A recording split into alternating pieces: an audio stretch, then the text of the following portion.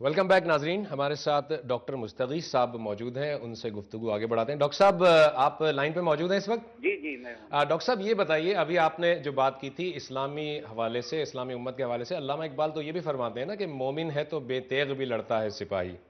تو آپ نہیں سمجھتے کہ علامہ اقبال نے جو ہے وہ مومن کو جو ہے وہ آگے بڑھ کر اگریسولی موو کرنے کی بات کی ہے؟ ایسا نہیں ہے؟ جی بالکل، دیکھیں بنیادی عقائد پہ تو کسی کو اختلاف ہی نہیں ہے۔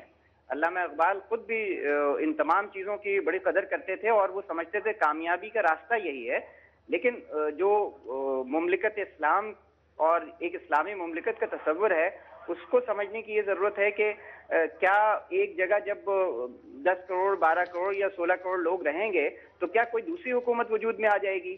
اگر ایک ملک جہاں پہ ہندوستان جیسے ملک میں آپ کو کے علم میں ہوگا کہ وہ تو ہندو مسلم اتحاد کے بھی داعی تھے قائد اعظم کی طرح، اور انہوں نے بہت سارے اشعار ایسے کہے جس سے یہ پتہ چلتا ہے کہ وہ کہتے ہیں کہ ہندی ہے ہم، وطن ہے ہندوستان ہمارا۔ تو اس کا مطلب یہ ہے کہ وہ جی یہ چاہتے تھے کہ اتحاد ہو، لیکن جب ناگزیر ہو گئی یہ بات کسی ایک الگ اسٹیٹ کا قیام، تو اس کا مطلب یہ بالکل نہیں ہے کہ وہاں ملائیت کی بالادستی ہو۔ ڈاکٹر صاحب بہت بہت شکریہ آپ کا، تھینک یو ویری مچ، انشاءاللہ آپ سے ہم بات کرتے رہیں گے۔ سر آپ ابھی ہم بات کر رہے تھے، ڈاکٹر اسرار صاحب کے فلسفے پہ بات ہو رہی تھی، ابھی ڈاکٹر مستغیث صاحب نے بات کی۔ جہاں تک جغرافیہ کی بات ہے، جغرافیہ میں وہ یہ کہتے ہیں کہ بھئی نارتھ ویسٹ جو ایریا ہے اس میں مسلمانوں کی ایک آزاد ریاست ہونی چاہیے۔ اس کے ساتھ ساتھ جیسا ہم نے عرض کیا کہ وہ کوالٹی کے اوپر زور دیتے ہیں، کوانٹیٹی کے اوپر زور نہیں دیتے، اس لیے وہ جمہوریت کے مخالف ہیں۔ علامہ اقبال کی کتاب ہے ملت بیضا کا عمرانی گویا تجزیہ انہوں نے کیا ہے، اس میں وہ بہت زیادہ زور دیتے ہیں تعلیم کے اوپر، اور خاص طور کے اوپر علامہ اقبال نے مسلمانوں کو تعلیم کے اوپر ابھارا اور جاپان کی مثال دی ہے، اور کہا کہ دیکھیے جاپان نے کتنے مختصر عرصے میں تعلیمی ترقی کی، اور تعلیمی ترقی سے وہ کہتے ہیں علمی ترقی سے مراد یہ نہیں ہے کہ آپ نے کتنے شاعر، کتنے فلسفی، کتنے دانشور پیدا کیے۔ علامہ اقبال کا یہ ایک بہت بڑا گویا کہ نظریہ ہے۔ کہتے ہیں کہ دیکھو جاپان میں جا کے دیکھو تو تمہیں یہ پتہ لگے گا کہ ان کے کارخانوں میں جو لوگ کام کر رہے ہیں وہ جاپانی ہیں، اور صنعتی و ترقی کریں یعنی اپنے ملک کے لیے خود ہی پیداوار حاصل کرنا۔ علامہ اقبال یہ چاہتے ہیں کہ جو مملکت بنے، جس کو آپ پاکستان یا جو بھی آپ نام دیں گے بعد میں، اس کے عوام میں تعلیم اس قسم کی ہو کہ 100% لٹریسی ریٹ ہو، اور وہ سائنس اور ٹیکنالوجی کے اندر ترقی کرنے والے ہوں۔ وہ فرماتے ہیں کہ کسی قوم کی ترقی کی پہچان یہ نہیں ہے کہ اس میں کتنے شاعر، فلسفی اور دانشور پیدا، بلکہ یہ ہے کہ وہ صنعتی طور کے پر اس نے کتنی ترقی کی۔ اس کے ساتھ ساتھ پھر ظاہر ہے کہ ایک لیجسلیشن کا وہ ہے، اب یہ تو ہو گئی آبادی کے، جس کو وہ تعلیم کی بنیاد کے اوپر آگے لے ڈاکٹر صاحب یہ ذرا بتائیے، اقبال کا جو فلسفہ خودی ہے اس کو ذرا ذہن میں رکھتے ہوئے اگر آپ آج کے پاکستان کو دیکھیں، آپ کیا سمجھتے ہیں کہ اگر آج علامہ اقبال زندہ ہوتے تو جس طرح سے ہم اپنی ریاست کو چلا رہے ہیں، امریکہ کے ساتھ جس طرح سے ہمارا ایک ریلیشن ہے، فلسفہ خودی جو اقبال کا ہے وہ اس سے متصادم نظر نہیں آتا؟ یہ فلسفہ خودی اس سے متصادم نہیں ہے، یہ ہمارا رویہ فلسفہ خودی سے متصادم ہے۔ جی ہمارا رویہ ہی میں بات کر رہا ہوں، اور اس میں آپ یہ دیکھیں کہ ہر معاملے میں ہم باہر سے جو ہے وہ جو ہاتھ پھیلاتے ہیں، اور جس طرح سے ہم اپنے پاؤں پہ کھڑے ہونے کی کوشش نہیں کرتے۔ ابھی ہم نے عرض کی نا کہ انہوں نے ملت بیضا کا جو عمرانی تجزیہ ہے اس میں یہی فرمایا نا کہ قوم کی ترقی جو ہے وہ اس کے اپنے ہاتھوں ہوتی ہے۔ وہ یہ کہتے ہیں کہ تمہیں چاہیے کہ تم کارخانوں میں جاؤ اور وہاں دیکھو کہ وہاں جو لوگ پیداوار لے رہے ہیں، جو پیدا کریں، پروڈکٹیو پروسیس میں مبتلا وہ ہیں، ملوث ہیں، انوالو ہیں، وہ لوگ غیر ملکی ہیں یا وہ وہاں کے اپنے ہیں۔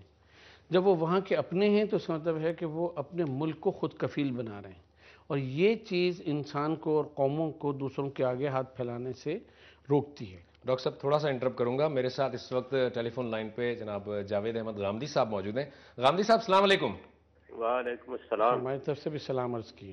غامدی صاحب آپ سے ڈاکٹر نقوی صاحب بھی آپ کو سلام کہہ رہے ہیں۔ جی میرا بھی سلام عرض کیجئے۔ جاوید صاحب یہ بتائیے کہ جو فلسفہ اقبال ہے اس میں کون سا وہ بنیادی نقطہ ہے کہ جو پاکستان کے آج کے تناظر میں قابل توجہ ہے، اور جس کو اگر ہم سمجھ لیں تو ہم بحران سے نکلنے میں کامیاب ہو سکتے ہیں؟ سب سے اہم چیز جس کی طرف توجہ کرنے کی ضرورت ہے اور جو بڑی حد تک لوگوں کی توجہات سے ہٹ چکی ہے، وہ اقبال کا ریکنسٹرکشن اور ری فارمیشن کا تصور ہے۔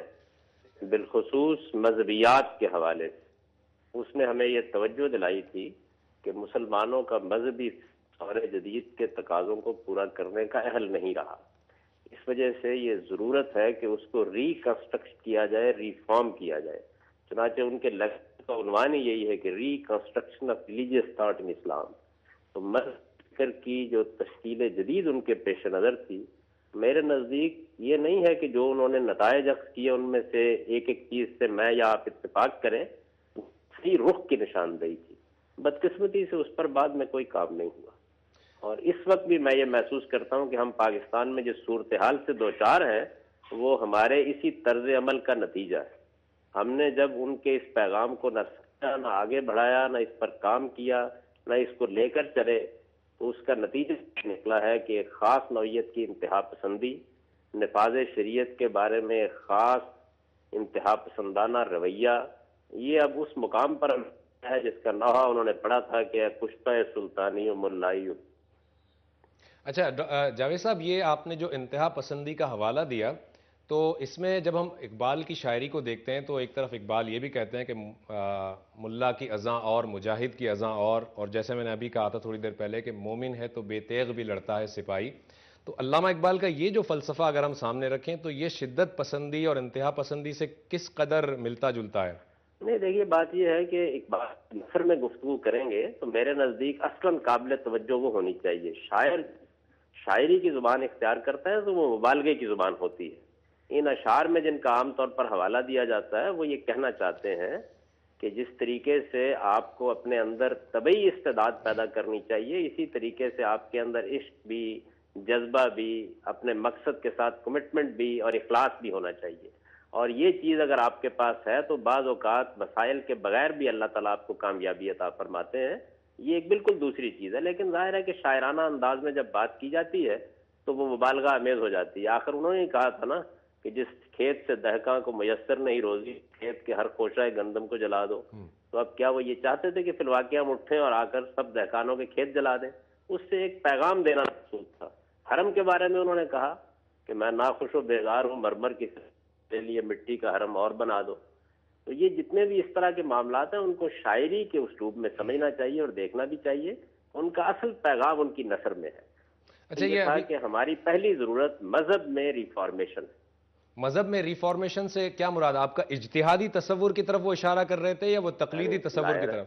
جو اللہ تعالیٰ کا دیا ہوا دین وہ تو ایک آخری حجت ہے، اس میں کسی تبدیلی کی ضرورت نہیں ہے اور نہ انسان اس کی جسارت کر سکتا ہے. لیکن اس مذہب کو ان کو لوگوں نے سمجھا ہے، اس سے ایک مذہبی فکر پیدا ہوا ہے. اس مذہبی فکر کو دور جدید کے لحاظ سے ارریلیونٹ سمجھتے تھے اور ان کا خیال یہ تھا کہ اس پر ایک تجدیدی نظر ڈالنی چاہیے اور اجتہادی بصیرت کے ساتھ اس کے ایک ایک پہلو جائزہ لے کر دیکھنا چاہیے کہ مثال کے طور پر عقائد میں، مثال کے طور پر اللہ تعالیٰ کی معرفت اور اس کے تعلق میں، اسی طرح سے قانونی معاملات میں ہمیں کیا چیلنج درپیش ہے اور ہمیں ان کا جواب کیسے دینا. Thank you very much Ghamidi صاحب، بہت بہت شکریہ آپ کا. انشاءاللہ آپ سے ہم بات کرتے رہیں گے.